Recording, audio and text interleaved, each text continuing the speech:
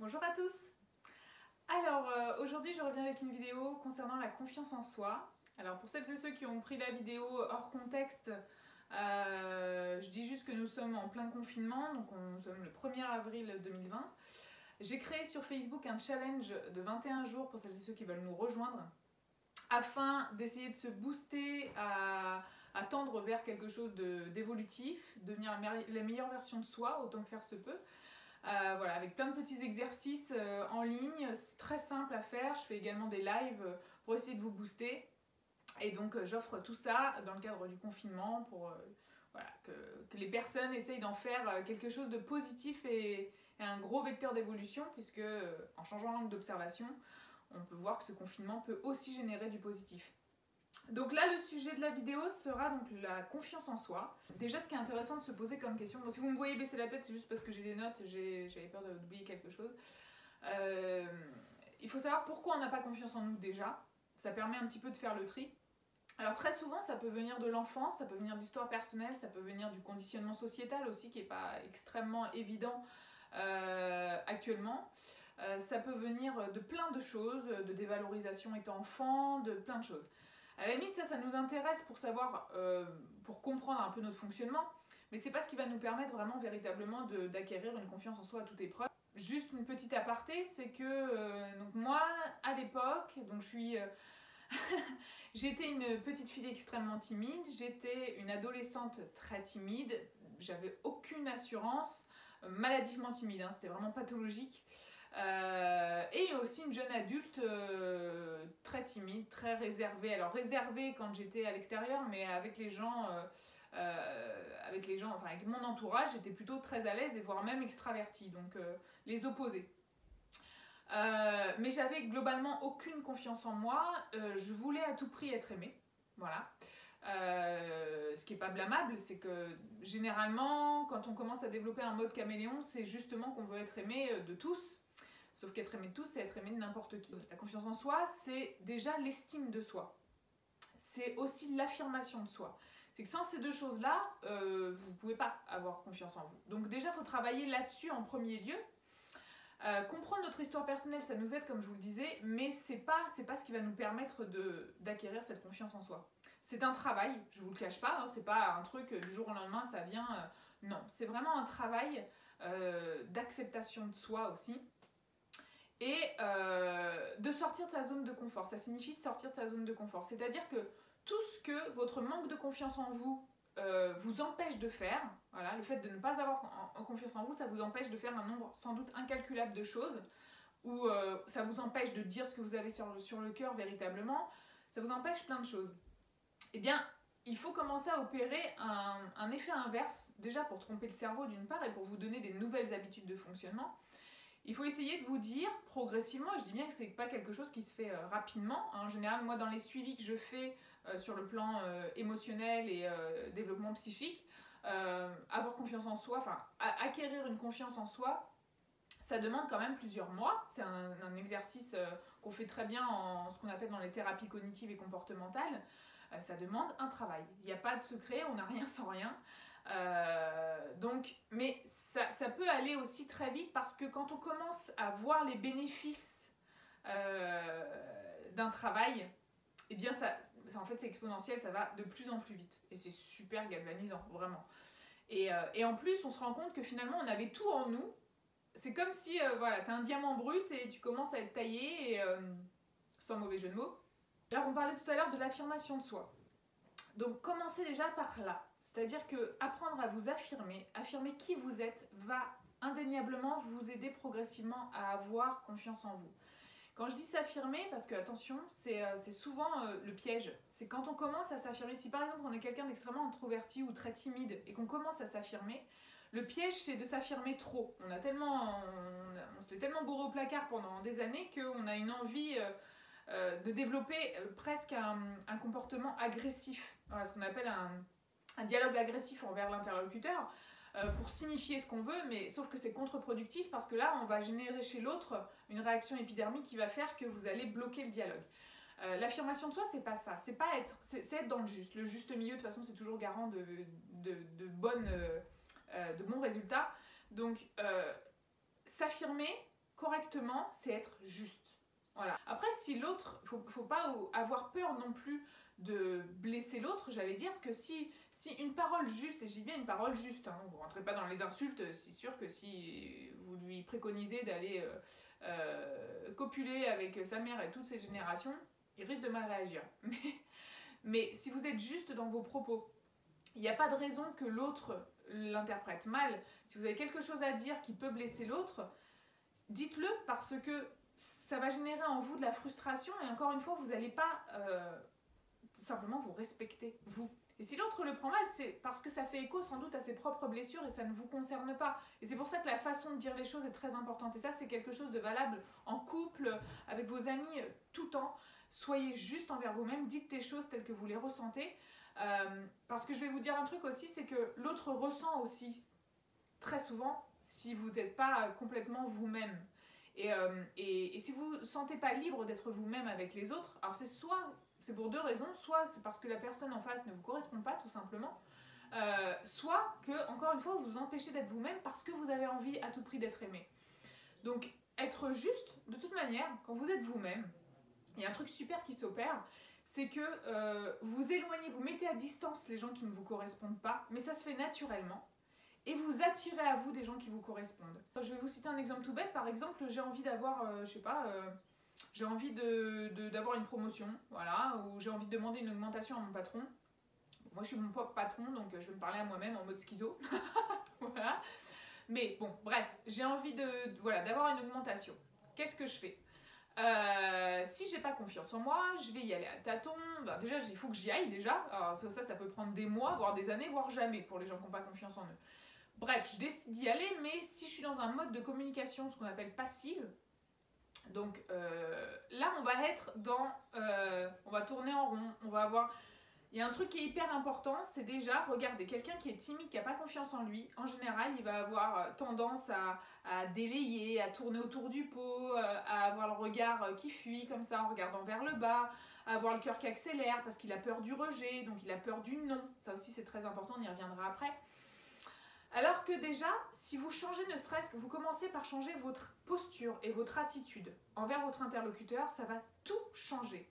Et sans parler de... Là, je ne parle pas du tout de dialogue, je parle déjà de la posture, vraiment le corps, la manière dont vous vous tenez. Si vous êtes devant votre patron, que vous le regardez droit dans les yeux, sans être agressif non plus, hein, c'est pas, écoute, je te mets le couteau sous la gorge, enfin là c'est plus le flingue sous le menton, mais bref,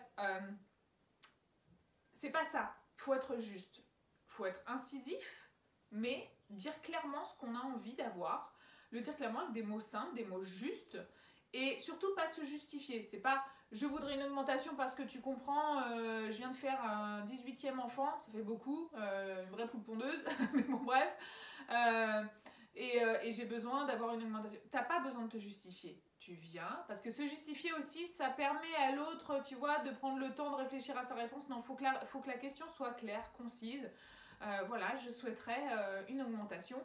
Et le dire en regardant l'interlocuteur dans les yeux, être bien droit, les épaules bien dégagées, l'attitude en fait. L'attitude va déterminer aussi énormément la réponse de l'interlocuteur. Alors que si tu as affaire à un patron, entre guillemets, tête de con, le simple fait même de voir en face de lui son employé qui est timide, qui manque d'assurance, etc., il va se dire oh, ok c'est du tout cuit, voilà, je vais lui dire non et puis c'est bon, parce que il y a ça aussi, c'est le rapport dominé-dominant, très souvent en entreprise ça arrive malheureusement, et voilà, il faut aussi vous dire un truc, c'est que quand vous vous affirmez, quelle que soit l'affirmation, là je vous prends un exemple qui peut très souvent arriver en entreprise, mais quelle que soit l'affirmation, il faut aussi que vous soyez prêt à entendre un non, voilà. Pourquoi ? Parce que si vous n'êtes pas prêt à entendre un non, vous risquez de perdre vos moyens. D'une manière générale, retenez bien cette phrase parce qu'elle est très vraie et elle vous permettra d'avancer grandement. C'est que s'aimer et s'accepter tel que l'on est, c'est accepter l'idée d'être aimé pour celui qu'on est, mais aussi rejeté pour celui qu'on est. Quand tu es toi-même, tu ne peux jamais être accepté par tout le monde et tu ne peux pas être aimé par tout le monde. Tu seras aimé par les gens qui te correspondent. Donc c'est ça la bonne nouvelle, c'est que tu vas attirer à toi des gens qui te correspondent, donc tu n'as rien à perdre parce que les autres vont s'en aller d'eux-mêmes et on s'en fout. Tant mieux.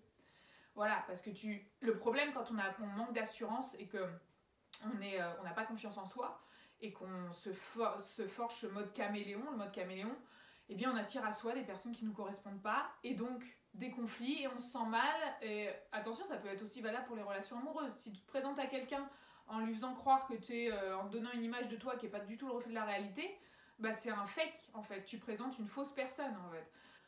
Alors il y a aussi une très bonne façon de prendre en assurance, c'est donc apprendre à dire non, savoir dire non, parce que dire oui quand on a envie de dire non, il y a une phrase que j'aime beaucoup, c'est quand vous dites oui aux autres, assurez-vous de ne pas dire non à vous-même.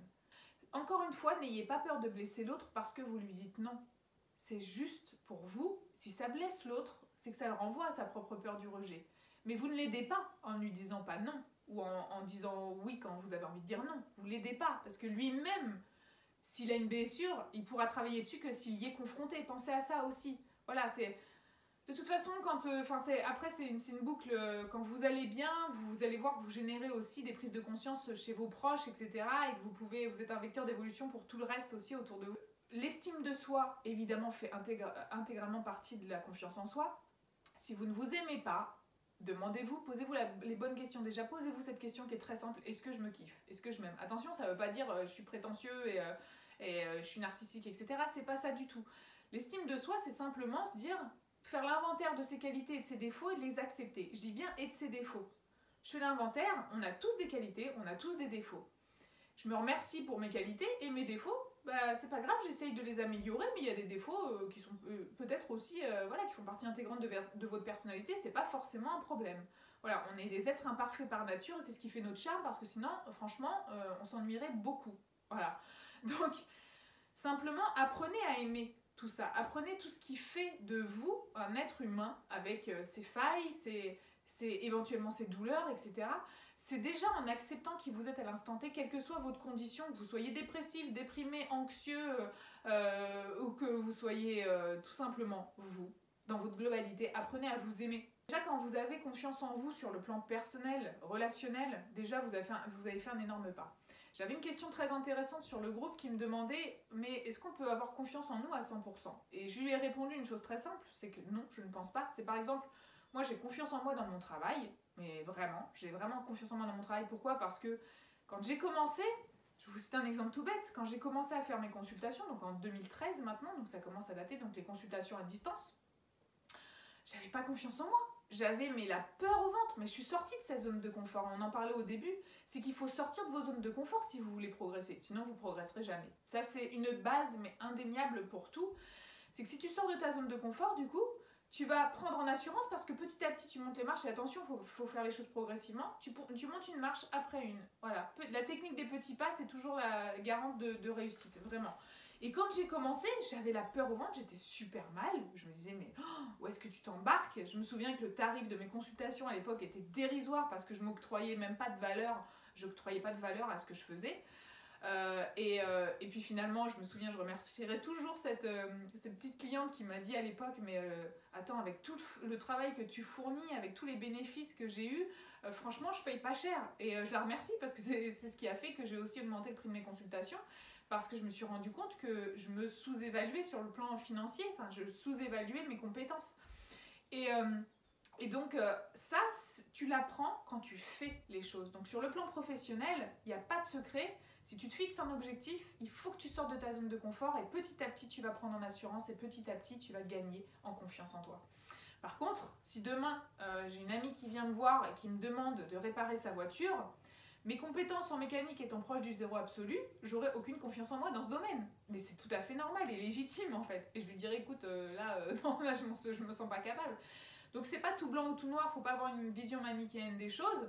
Avoir confiance en soi déjà sur le plan personnel et relationnel te permet d'avoir une stabilité interne ineffable qui fait que tu es bien, tu te sens bien et tu peux à peu près tout gérer dans ta sphère.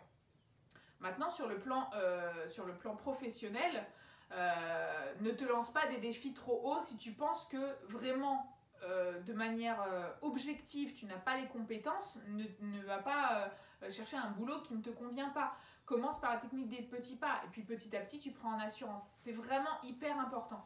Ça c'est vraiment un truc fondamental. Pour prendre confiance en soi, il faut y aller progressivement. Alors à noter aussi que la confiance en soi, c'est l'opposé parfait de l'anxiété. Quand tu as confiance en toi, tu as par définition de l'assurance dans ta vie, tu te sens sûr de toi, voilà, et tu es forcément, naturellement, beaucoup plus enclin à supporter les aléas de la vie. Et donc, forcément, ça génère un calme en toi qui fait que tu supportes beaucoup plus ce qui se passe autour de toi, les événements, et l'anxiété n'a pas sa place, ou très peu. Elle peut avoir sa place après de manière épisodique quand tu ne contrôles pas une situation, par exemple, à laquelle tu n'as jamais eu à faire face. Bien sûr que ça peut survenir. Mais encore une fois, c'est un défi. Et si tu as confiance en toi, tu sais que tu arriveras à relever ce défi, quel qu'il soit. Donc, à mon sens, c'est vraiment une base fondamentale. Et encore une fois, je vous le dis, je n'avais aucune confiance en moi. Mais je l'ai appris, je l'ai acquis en fait au fur et à mesure des années. Je reviens de très très loin pour celles et ceux qui me suivent sur ma chaîne depuis un petit bout de temps. Je reviens de très très loin, donc ça s'apprend petit à petit, technique des petits pas, on y va progressivement. Il y a aussi un truc très intéressant pour développer sa confiance en soi quand, au quotidien, c'est en couple. En couple, il y a aussi une manière de dire les choses, et puis ça évite les conflits aussi. Et vous pouvez vous entraîner justement à dire à l'autre ce que vous ressentez, mais sans être dans le mode passif-agressif dont on a parlé tout à l'heure, en étant juste. Si vous avez une demande à formuler à votre compagnon, et de lui dire justement, vous n'allez pas... Il y a des mots notamment qui peuvent susciter que des réactions épidermiques chez l'autre, c'est « Tiens, tu ranges jamais tes chaussettes », tiens, je sais pas pourquoi je prends cet exemple, l'homme de la situation est là. Tu ranges jamais tes chaussettes, tu fais jamais ça, les mots jamais ou toujours ou ces injonctions-là, voilà, ça peut être vraiment perçu comme quelque chose de, comme un reproche. Et là, on va susciter, on en viendra franchement inévitablement au conflit parce que là, l'autre va se braquer et puis bim, et puis ça fait effet boule de neige. Donc, pensez à ça pour vous entraîner sur la manière de vous affirmer, d'affirmer vos ressentis. Dans le couple, c'est un très bon exercice. Un petit truc aussi qui peut être intéressant dans toutes les situations de votre vie, demandez-vous, donc dans les situations où vraiment vous manquez de confiance en vous et vous sentez que vous êtes incohérent avec ce qui vit en vous. De toute façon, quand on n'a pas confiance en soi, on le sent dans les événements de la vie, mais même parfois des trucs tout bêtes, de ne pas justement dire ce qu'on a envie de dire à l'instant T. Demandez-vous de quoi ai-je peur. Très souvent, derrière ça, il y a la peur du rejet, la peur de l'abandon. Et ça, ce sont deux choses qu'il faut traiter progressivement. Encore une fois, pensez bien ce que je vous ai dit au début de la vidéo, c'est que vous avez tout à y gagner. Vous avez tout à y gagner à vous confronter à ces peurs-là. Pour démystifier une peur, quelle qu'elle soit, il n'y a pas d'autre solution que de plonger dedans, de se confronter à cette peur. Et quand tu t'y confrontes, tu arrives à la démystifier peu à peu. Et du coup, tu te dis, mais en fait, de quoi est-ce que j'avais réellement peur? Ok, alors dans cette situation-là, ok, j'ai pas obtenu ce que je voulais. Et alors, c'est peut-être que c'était pas juste à l'instant T pour moi et qu'autre chose m'attend autre part. Ça aussi, c'est une chose très importante, c'est de vous dire que les choses, de toute façon, sont faites pour contribuer à votre évolution. Y compris, et j'ai envie de dire, surtout les épreuves. Donc, changer l'angle d'observation sur ce qui se passe dans votre vie vous permettra aussi peu à peu de changer, tout simplement, votre manière de fonctionner et de ne plus voir les choses ou les événements comme des barrières, mais comme des vecteurs d'évolution. Un autre petit truc que je vous donne, qui je trouve est extrêmement puissant. Chaque jour, demandez-vous quelle serait votre vie si vous aviez confiance en vous. Qu'est-ce que vous feriez aujourd'hui si vous aviez pleinement confiance en vous? Tous les jours, dites-vous ça. Dites-le vous aussi pour toutes les petites choses de votre vie au quotidien et essayez véritablement de vous mettre dans la peau de quelqu'un qui a confiance en lui. Pour vous aider, vous pouvez notamment vous inspirer d'une personne dans votre entourage qui a confiance en lui, qui sait s'affirmer et de regarder comment elle réagit aux événements, aux gens, comment ça se passe. Et vous verrez que ça va vous aider véritablement à vous mettre dans la peau du personnage et petit à petit, ce qui est génial avec le cerveau, c'est que petit à petit, vous allez créer des connexions neuronales qui vont faire que vous allez devenir cette personne. Donc, allez, comme un jeu d'acteur, et croyez-moi, c'est un exercice très puissant, comme un jeu d'acteur, faites comme si vous aviez confiance en vous. Et vous verrez que petit à petit, vous allez acquérir cette confiance en vous. Soyez indulgent avec vous-même, vraiment bienveillant et indulgent, patient. Ça se fait pas en un jour. Hein. J'ai 35 ans et je pense que j'ai commencé à avoir confiance en moi. Ça a commencé vers 30 ans, donc c'est pas si vieux. Après, encore une fois, dans des domaines, j'avais confiance en moi dans certains domaines et pas dans d'autres. Et aussi, ça dépendait aussi des situations ou des gens que j'avais en face de moi. Parce qu'il y avait des gens qui me mettaient très mal à l'aise. Et maintenant, la différence, c'est que j'ai pas plus confiance en moi face aux gens qui me mettent mal à l'aise. C'est pas ça, c'est simplement que je les évite. C'est-à-dire que je ne m'inflige plus une situation que je n'ai pas envie de vivre. Donc quand les gens me gonflent ou ne correspondent pas à mon système de valeurs, par exemple, c'est souvent ça d'ailleurs maintenant, quand je vois qu'il y a des gens qui sont vraiment à l'opposé de mon système de valeurs, je les évite. C'est aussi simple que ça. Alors qu'avant, j'aurais eu tendance à me forger un personnage pour leur plaire et pour être aimée, encore une fois, pour pas être rejetée, pour pas être abandonnée. Et au final, je me perdais moi-même. À vouloir à tout prix être aimé par les autres, vous vous perdez vous-même. Donc, alors que maintenant, simplement, j'évite ces situations-là, basta, ciao. Alors après, bien sûr que ça crée chez les autres, ah oui, bon, elle tolère pas, nous tolère pas, machin, mais on s'en fout, moi je suis juste avec moi-même, donc à la limite, je me fiche de ce que l'autre pense de moi. J'ai été en cohérence avec mon système de valeurs. Voilà, je crois que j'ai à peu près fait le tour. J'espère que cette vidéo vous aura aidé, en tout cas à amorcer, à comprendre certaines clés pour avoir confiance en soi et commencer à amorcer le changement. Encore une fois, soyez patient. Et je voulais aussi vous conseiller un livre qui m'a beaucoup aidé à l'époque, qui est très bien écrit et qui comporte des petits exercices simples à réaliser. Donc c'est ce bouquin, Fais-toi confiance, d'Isabelle Filiosa, que j'ai beaucoup apprécié à l'époque quand je l'ai lu. Et c'est un bouquin que je conseille encore beaucoup à mes clients dans le cadre des suivis sur le plan émotionnel. Donc voilà, je vous conseille ce bouquin. Et puis là, confinement oblige, vous avez le temps de lire, pour celles et ceux qui ne travaillent pas. Donc je vous fais de gros bisous, je vous laisse. Et puis n'oubliez pas le petit challenge, je compte sur vous et comptez sur vous vous-même surtout, c'est ça le plus important. Bisous, ciao.